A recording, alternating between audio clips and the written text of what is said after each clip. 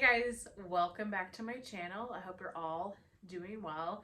Today I am here with part 3 of all of the books that I read in 2023.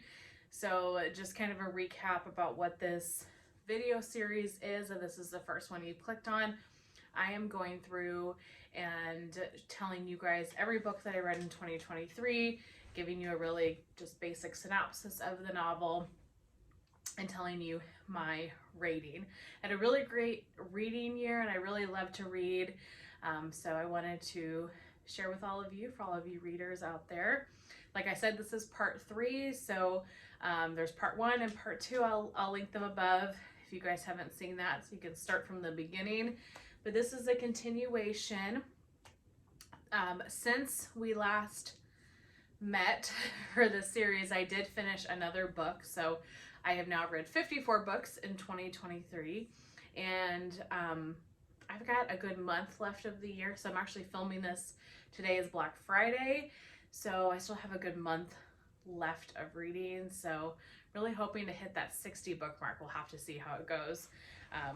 We'll see when the last part is. I'm kind of thinking this is going to be a 5-part video series based on how much I'm talking about in each one. So we'll have to see. I do have my computer here with my Goodreads pulled up, and I'm all cozy, as you can see, in my sweatshirt today. I've got some iced coffee, and we are ready to jump into the books. I've said this in the first 2 parts, but again, just to recap my rating system, Goodreads has a rating system of 5 stars. So 1 star is your lowest novel, 5 stars is the highest novel. So if I give something a 3-star, which is most of my books, that is, like, I enjoyed the novel, it was good, it kept me entertained, I liked it, but it wasn't anything amazingly special. 1 or 2 are lower than that, 4 and 5s are higher than that. So just some context as we dive into the books. So the book that I read next, continuation of part 2, is The Only One Left by Riley Sager. So I've read, I think, every Riley Sager novel up to this point in time. I have a real hit and miss relationship with Riley Sager. Some of his books I've really, really loved. Like The Last Time I Lied, that was an amazing novel. And some of them, like Survive the Night, are like the worst books I've ever read. This one, though, The Only One Left, was getting quite a lot of hype about it, and I'm not ready to give up on Riley Sager. I'm still enjoying his novels for the most part, but after Survive Their Night in particular, I was like, okay, I think I gave that a 1 star. That may be one of the worst books I've ever read. But this is about a woman named Kit. Kit is one of those home health aid people, and she takes a job caring for a woman named Lenora, who lives in this like mansion on a cliff in Maine. It's very atmospheric, dark, creepy house. I love those types of things. So Kit, the home health aide, goes to take care of Lenora, and Lenora was accused of murder when she was a teenager. And so Lenora is kind of the town's legend of, did she murder these people? What really happened that night years ago? And so Kit is a little bit nervous going into this situation. Some creepy things happen, and then Lenora starts typing out her story to Kit. So there's just a lot that, is unraveled throughout that process. I gave this book a 4-star rating. I really enjoyed this book. I really love novels that are very atmospheric like this. Like, I like the haunted house type vibe. I like the woman goes into a home kind of trope. Verity, if you guys have ever read Verity, is one of my favorite novels ever. I loved The Turn of the Key by Ruth Ware. There's a lot of novels that have this type of premise where, a woman goes into a home and it's haunted, or the resident of the home isn't quite what was expected. Those types of things. I just tend to really enjoy that type of scenario in books. So I really did like this one. It was really entertaining. The reason I did not give it a 5 stars is because the ending was just, in my opinion, over the top, kind of ridiculous. Riley Sager does this where I feel like his plot twists are kind of like, what? I just didn't. I loved 90% of the book, and then the plot twist I didn't love as much. This one, I liked the original plot twist, but then there was like 4 more plot twists after that. And when there's that much, it just felt really forced. And like not a very good storyline was put together. Like the first plot twist was really, really great. And the very, very last one I thought was good too. But there was a lot more in between. It just was overdone, in my opinion. So, really liked this book overall. It's gotten great reviews on Goodreads. Like I said, I did give it a 4 star, so that, you know, tells you something. But I wish the ending would have been a little bit better. Next, I read You Shouldn't Have Come Here by Geneva Rose. This is actually not rated very highly on Goodreads, but I really enjoyed this novel. This is about a woman who she lives in the big city, maybe in New York. Yeah, New York. And she picks a week out of the year and she picks a random place and she goes on vacation there. Well, this year she goes to this ranch in Wyoming and there's a man there, Calvin, who isn't entirely what he seems.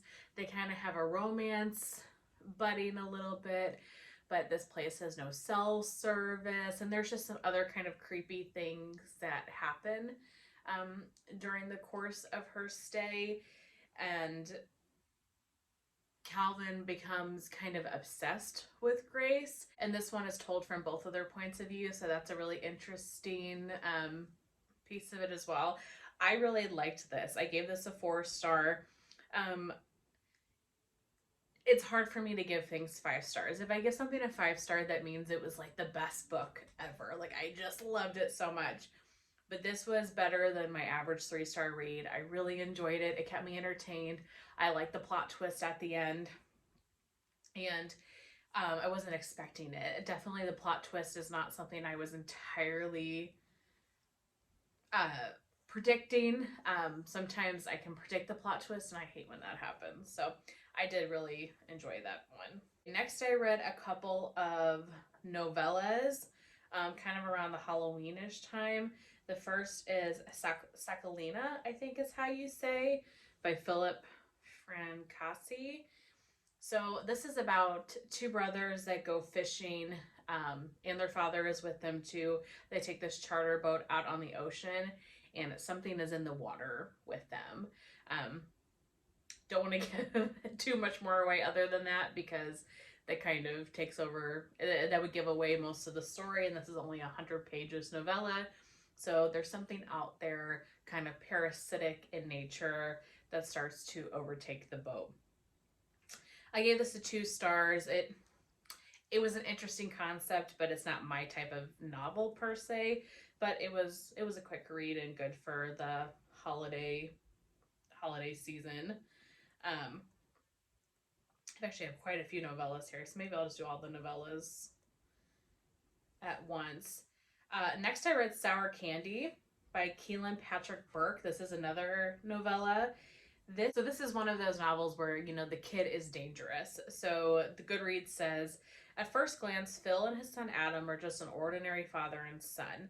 They take walks in the park together, visit county fairs, etc. Some might say the father is a little too accommodating, giving the lack of discipline when the child loses his temper in public. Some say he might even spoil his son. What no one knows is that Phil is a prisoner, and that up until a few weeks ago, in a chance encounter at a grocery store, he had never seen the child before in his life. So I gave this a 3 stars. I enjoyed it. It had some paranormal aspects to it, or kind of like fantasy sci-fi. So not anything that was like totally up my alley, but it was a good read. And I think that's a pretty popular novella. I've seen a lot of people reading this one before. Let's see, what other novellas do I have? Okay, I'm gonna tell you guys about this one because it is one that I read, but take caution, rated R+++. This is Cotton Candy by Stuart Drake Bay. This is about a gay male prostitute working kind of the streets, and some of the things that happen during this novel are like, literally when you close the book you say, what in the world did I just read? And like, you might not want to have eaten lunch anytime in the vicinity of you reading this book. This was not for me. This was not for me at all. Yeah, I rated this a 1 star. It turned my stomach. It wasn't something I enjoyed. So take this one with a big grain of salt. Unless you like those very graphic, very rated R, like disturbing scenes, trigger warning type novels, I would not pick up this one at all. Another novella, Escapement by Christopher Refty. I read this one while I was in Tennessee on my birthday, like hiking fall autumn trip. This one has 3 different stories in it, 3 different Halloween based stories, again rated R. A lot of violence, like dark kind of tropes and things going on. It was an enjoyable enough stories, 3 stories though, so I gave this a 3 out of 5 stars. And then I think my last novella, unless I am missing one, is The Pumpkin House by Chad Brown. I read this one while I was on the cruise in early October, and this is about this pumpkin house, and apparently this pumpkin house exists in real life. This story is kind of based off of an inspiration of this house that would carve like thousands of pumpkins every Halloween. So in this story, there's a man that owns a pumpkin house, and every Halloween he recruits a bunch of people around the town to carve pumpkins for the upcoming holiday, and there is 1 pumpkin per person.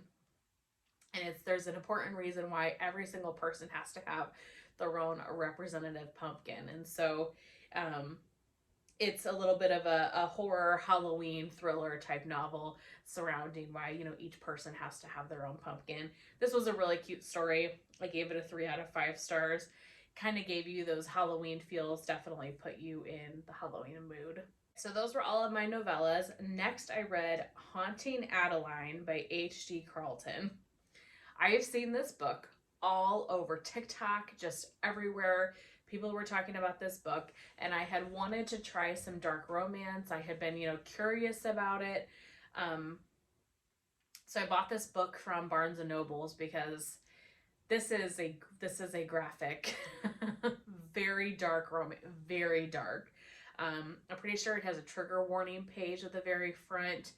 It is intense. I would not recommend this unless you're somebody that knows that you're really into these things, because this was an intense read. Essentially, this is about a woman that is stalked by a man, and he SAs her. I don't want to say it here on YouTube, but he does things to her, and she falls in love with him. Like, it's a very messed up story. And she knows this man is stalking her, and it's very interesting.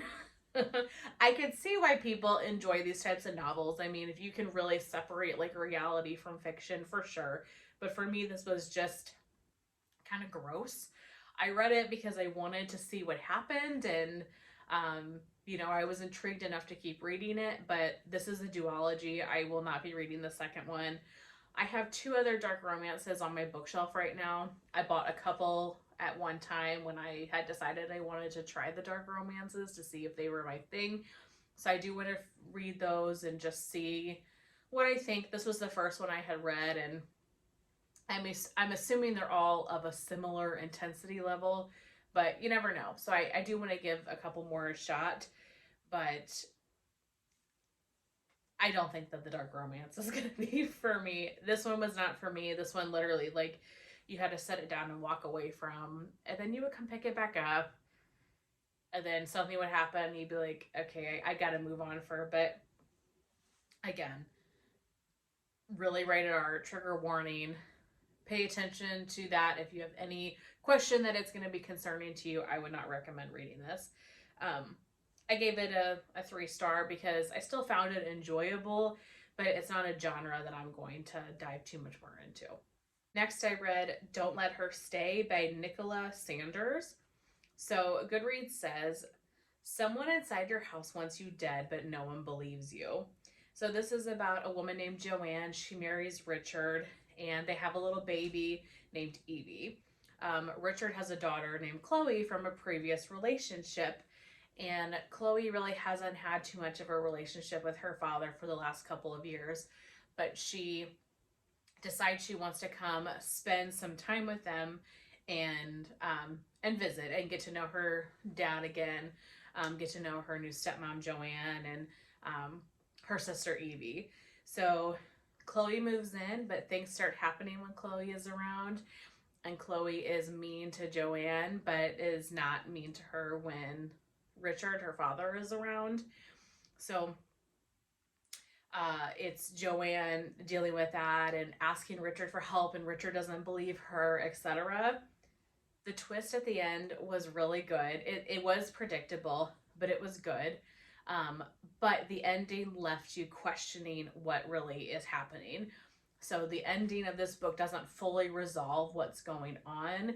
Sometimes I like that because it really kind of leaves your mind twisting and turning, and I like that in a book when I can put a book down and I can keep thinking about it for a while.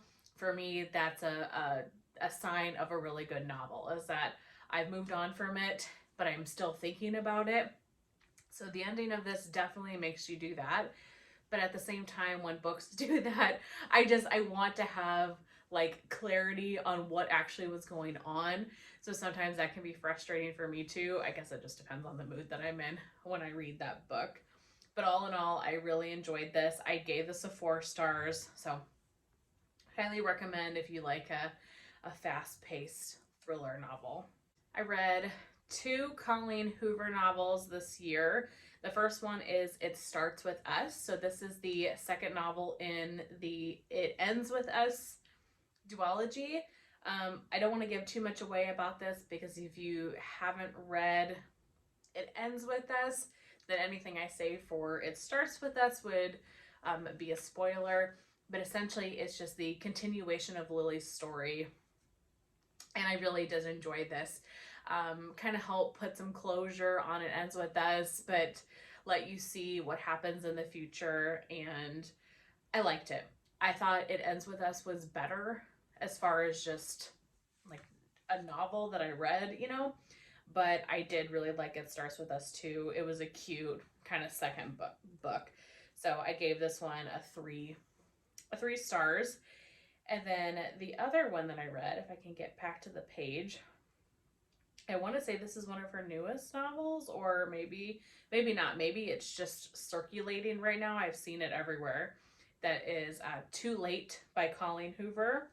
So this is like a psychological thriller romance. So it's about this woman named Sloane, and Sloane is dating somebody who is a drug lord. He's in the drug industry, and he is crazy. So it's basically her making a plan for how to get out of this house, get away from her boyfriend. I think it's Asa, A-S-A, Asa. I'm not sure if that's exactly how you say it. When I was reading it, I kept reading Asia, and I don't know why I put the I in there. It does not exist. I think his name is Asa. So she's trying to get out of this house, and this man comes in named Carter into her boyfriend's kind of gang. Well, Carter is actually an undercover cop investigating Asa and kind of the drug ring. And so Sloane and Carter start a little bit of a romance. There are so many parts of this book that you don't expect coming, and this was a very quick read. It's a long book. It's like 400 pages, I think. But it was one of those books that you wanted to keep turning the pages because something would happen at the end of the chapter, and then you would be like, oh my gosh, I want to know what happens next. So I really, really enjoyed that. Very quick read. I think I read this in like 3 days maybe because I just wanted to keep reading. Granted, I did read this when I was on my cruise, so I had a little more time to like sit somewhere and read, but I read this very quickly for how big of a book it was, and I gave this 4 stars. This is very like, not that it's the same as Verity, but if you've read Verity by Colleen Hoover, it's kind of one of her darker, well, Verity for sure is, but Too Late as well as one of her kind of darker novels, and it was good. I really enjoyed that. A lot of 4-star reads. Okay, I think we'll do one more and then we'll call it a day for part 3. We're going to start getting into the Frida McFadden novels here. And last time I said I read 9, I misspoke. I read 10 Frida McFadden, if I can speak, novels this year. So the last one we'll talk about today is One by One from her, Frida McFadden. So this says, one by one they will get what they deserve. A night spent sleeping on dirt and leaves is not how Claire Matchett expected to spend her vacation. She thought this would be a break from the stresses of work and raising her young children, a chance to repair her damaged marriage. A week of hiking and hot tubs with two other couples, it sounded like heaven. Then Claire's minivan breaks down on a lonely dirt road. With no cell reception, the group has no choice but to hike the rest of the way to their hotel, but it turns out the woods aren't as easy to navigate as they thought. Hours later, they are lost, hopelessly lost. As they navigate deeper into the woods, the members of their party are struck down mysteriously one by one. As more time passes, one thing becomes clear. Only one of them will return home alive. This was good. Out of all of her books that I read this year, this one wasn't my favorite. I enjoyed it. I did not see the twists coming and, kind of what really was going on. I did not see it, but I also didn't find it to be like crazy unrealistic or anything either. It was a good, quick read, fast-paced novel, and I enjoyed it. I think overall, I really do like Frida McFadden's novels. So I think that's where we will end because we're already 27 minutes here. Let me see. How many more books do I have to talk about? Got 16 books for what I have here. So I might do 2 more parts. We'll do a part 4, finish off my current list, and then maybe part 5 will be the remainder of 2023. So anything I finish after this point, we'll put in a video together. So we're working our way through this list for sure. But I hope that you guys are enjoying this series. You'll have to let me know if you like seeing some book content. But that's everything I have to share with you guys today. I hope that you enjoyed, and I will see you in part 4. Bye.